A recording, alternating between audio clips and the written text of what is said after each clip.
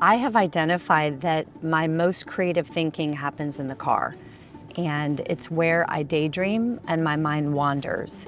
I think these downloads and ideas that come to me while driving are gifts from the universe.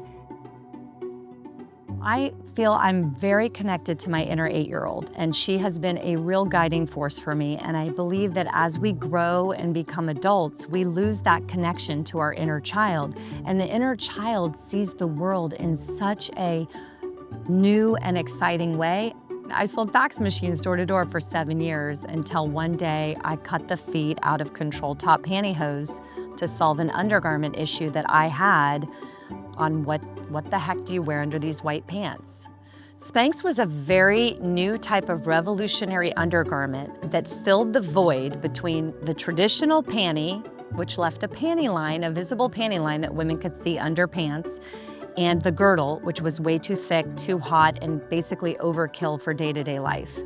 And so Spanx created this perfect canvas.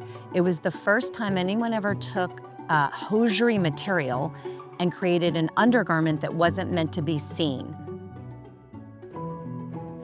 The word Spanx actually came to me after racking my brain for 2 years while I was developing the patent and the prototype.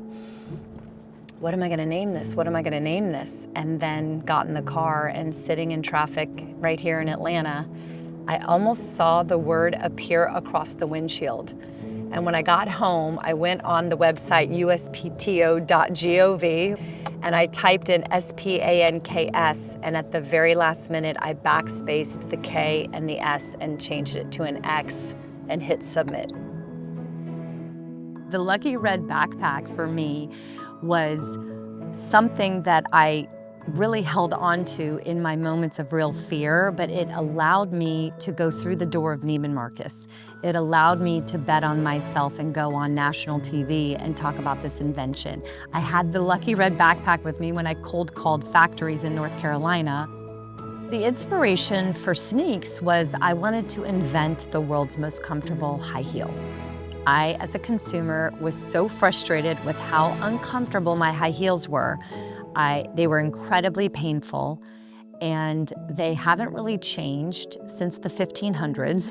They've been pretty much the same construction. It's really fun to be an inventor. I love disrupting how things have always been done. I never accept the answer, well, this is how it's always been done.